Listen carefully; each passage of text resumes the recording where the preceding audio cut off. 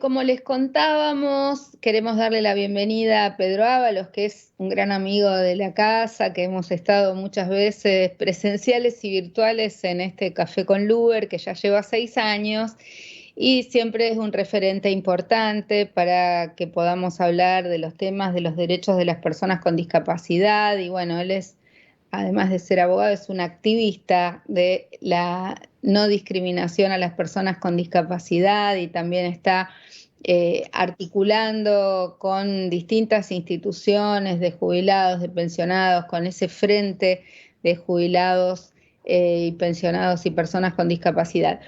Estimado Pedro, queremos contarle a nuestro público, en primer lugar, preguntarte si después del censo, que ya tiró algunos datos así genéricos, y vos siempre estás atento a esto, si ya sabés con precisión o con mayor precisión cuántas personas con discapacidad hay en la Argentina, si ya dieron algún dato sobre esto, todavía no.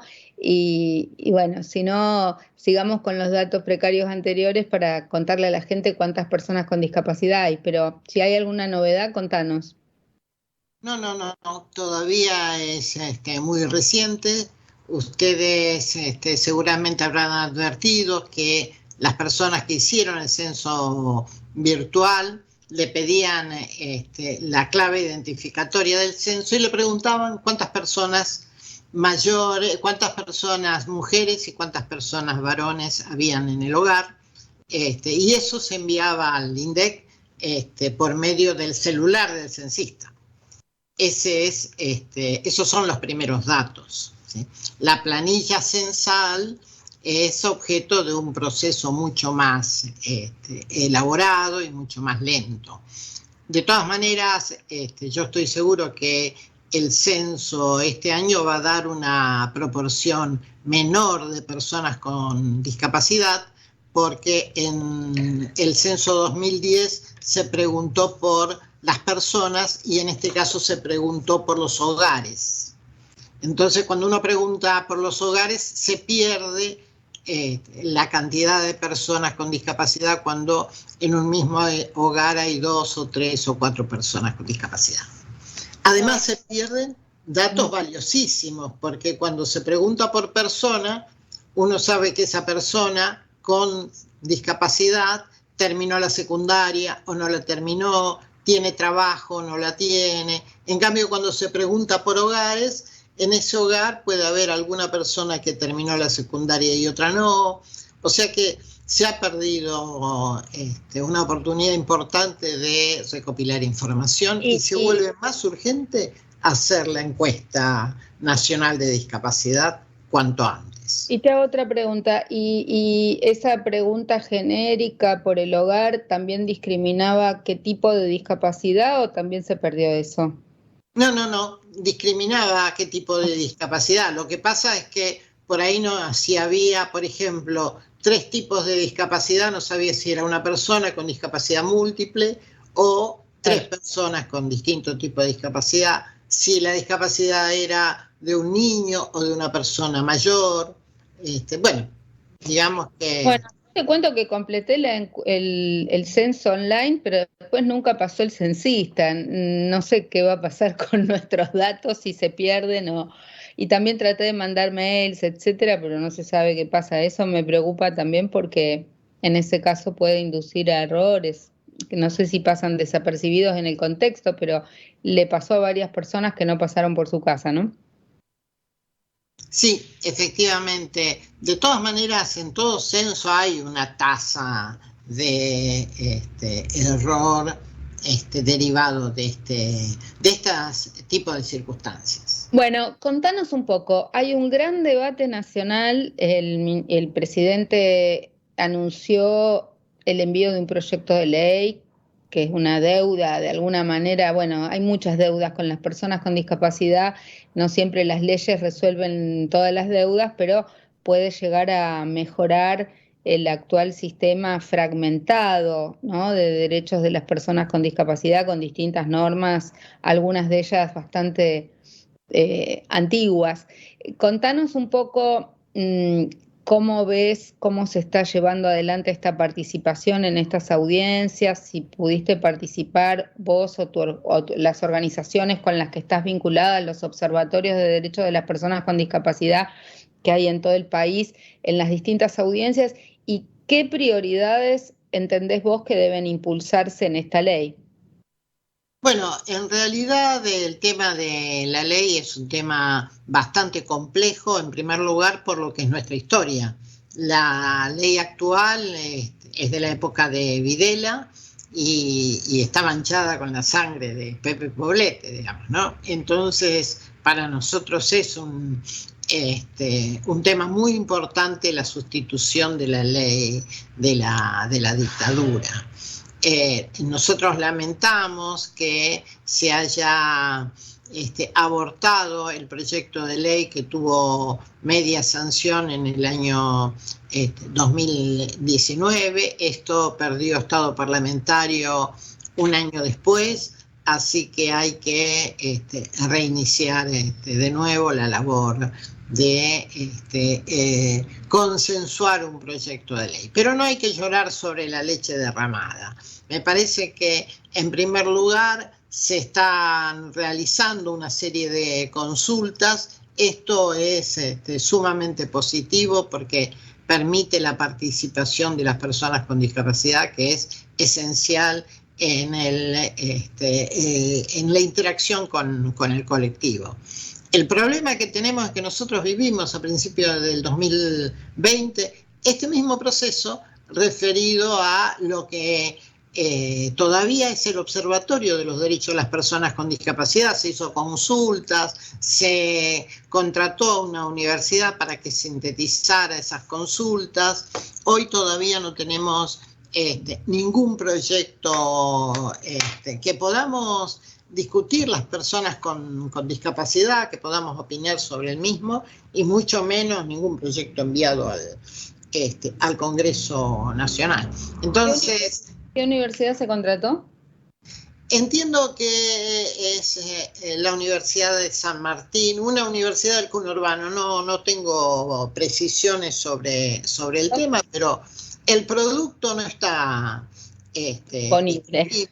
Claro, no está disponible y estamos parados en el mismo problema, porque cuando vos tenés que opinar sobre un proyecto que está en foja cero, tiene la ventaja de que hay todo por construir, pero tiene la desventaja de que si participan 500 personas, cada loco con su tema, digamos, ¿no? Entonces, en algún momento hay que sintetizar.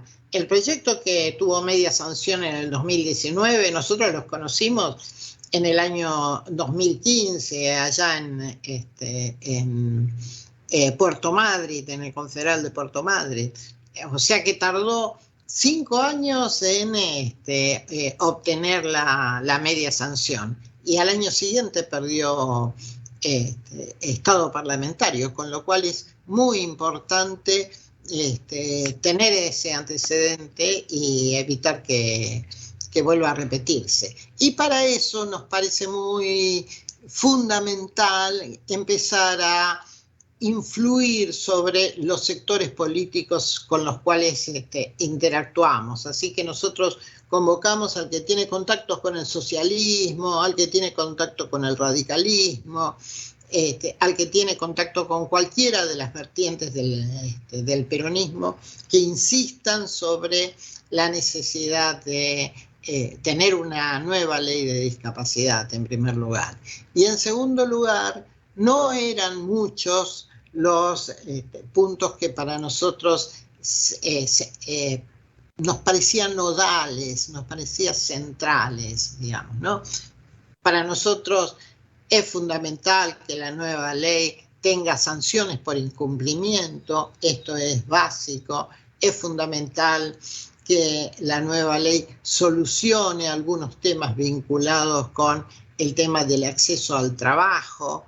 Nosotros hemos discutido contigo bastante el tema de las exenciones impositivas para el empleo de personas con discapacidad. Pero bueno, con independencia de esto, sabemos que son temas de naturaleza cultural y que esos temas de naturaleza cultural difícilmente se solucionan con una ley.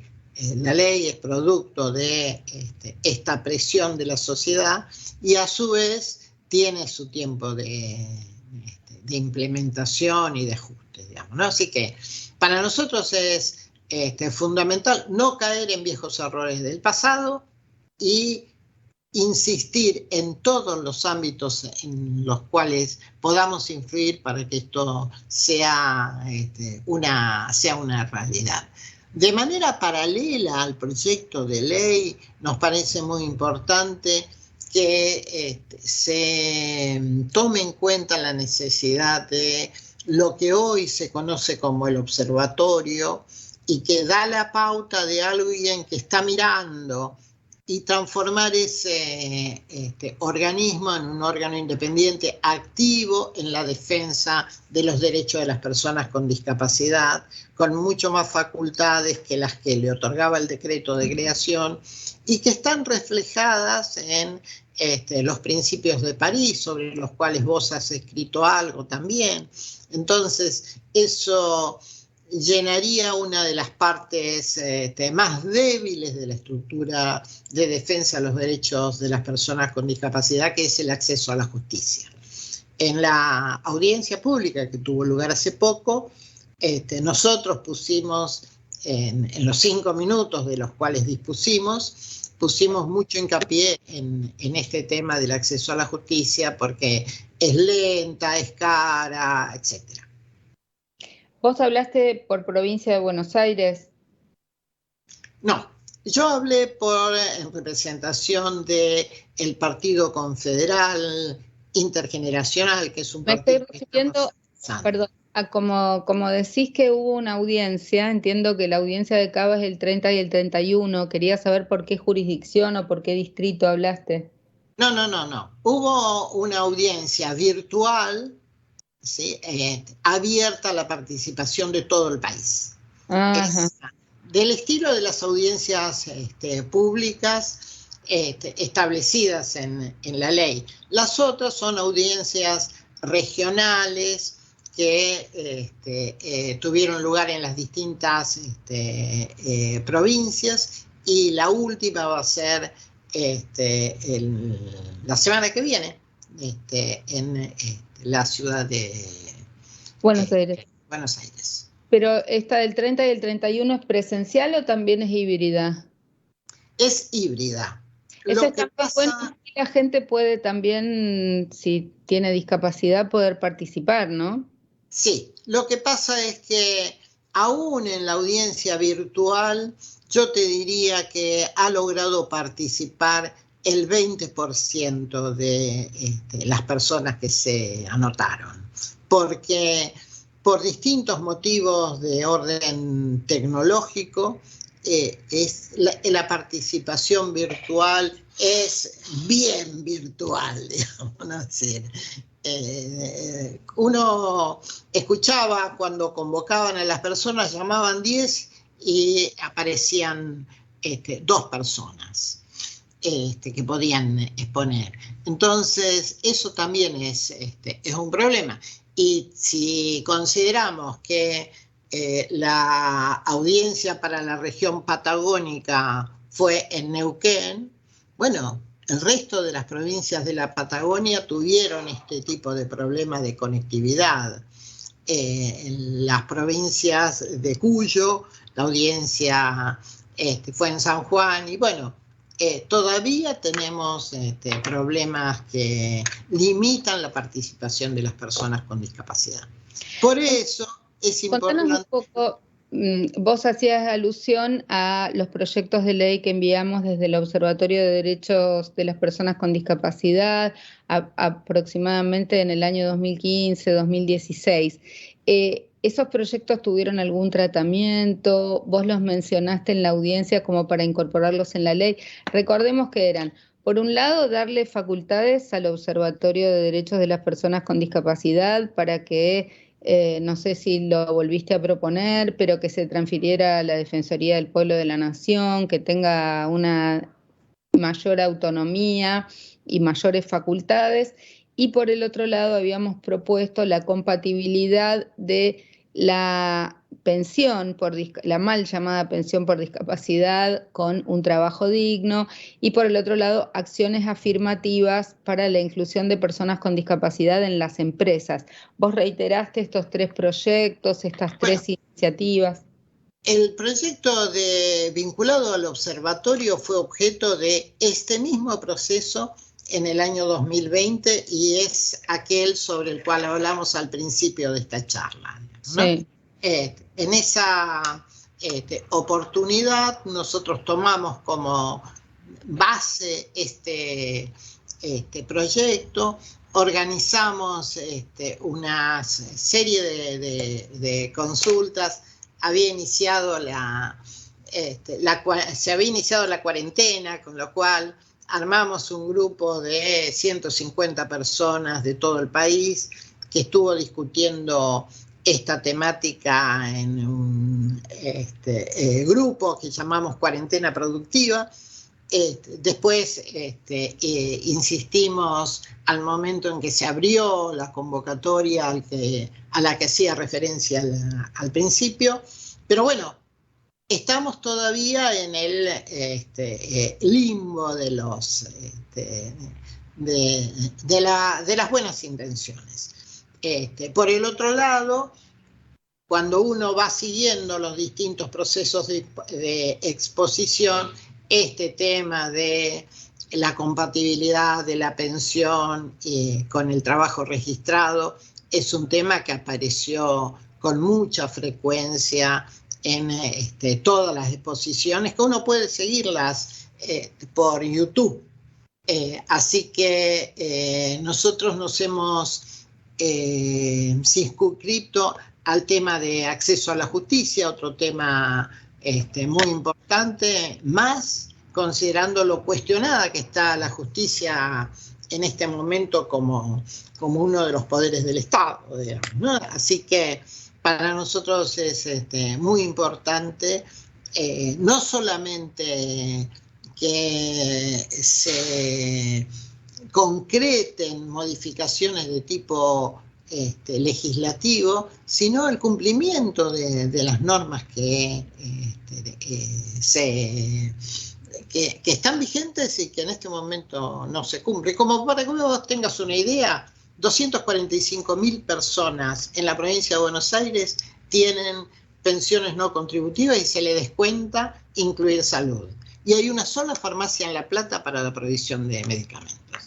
Entonces, cuando el año pasado contamos los votos, nos dimos cuenta que en realidad los votos reflejaban lo que le pasa a la gente, ¿sí? 245.000 personas sin medicamentos, 2 millones de personas con discapacidad en la provincia de Buenos Aires, y no había manera de que los funcionarios entendieran la necesidad urgente de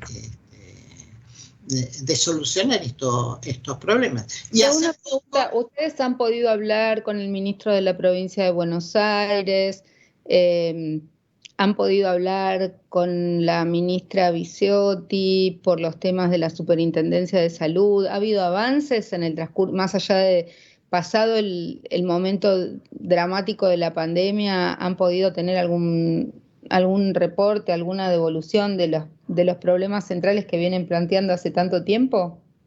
Sí, efectivamente. Te acordarás que el ministro era Goyán, digamos, ¿no?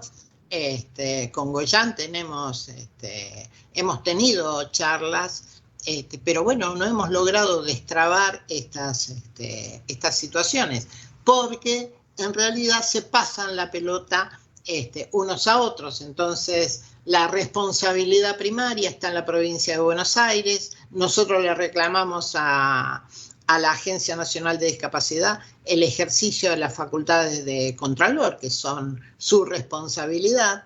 La Agencia Nacional no solamente tiene que ejercer el Contralor, sino que está obligada a proveer aquellas prestaciones cuando la provincia, cualquiera sea ella, no puede prestarla por el motivo que sea. Y después se la descuenta de la remesa siguiente que se debería enviar a la provincia.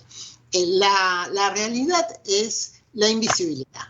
Entonces, cuando uno es invisible, en la práctica lo urgente no deja tiempo a lo importante, y lo que no se ve pasa desapercibido. Pero nosotros fuimos responsables de la renuncia de Badino cuando bajó las pensiones no contributivas. Fue el primer funcionario relevante de la gestión de Macri que tuvo que renunciar. Y yo no sé si vos te acordás, pero después de que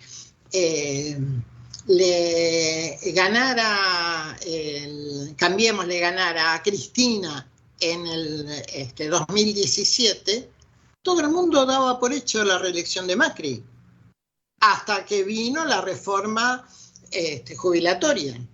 Y ahí, en el medio de los gases y la represión, yo creo que naufragó la reforma jubilatoria. La reforma jubilatoria pasó.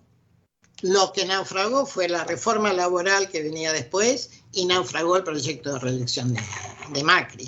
Y esto está pasando de igual manera con el actual gobierno. No se percibe la necesidad de darle una respuesta a estos sectores, y la realidad es que también hay una necesidad política, pero fundamentalmente la necesidad es humana. La gente necesita tratamiento, necesita una respuesta del Estado.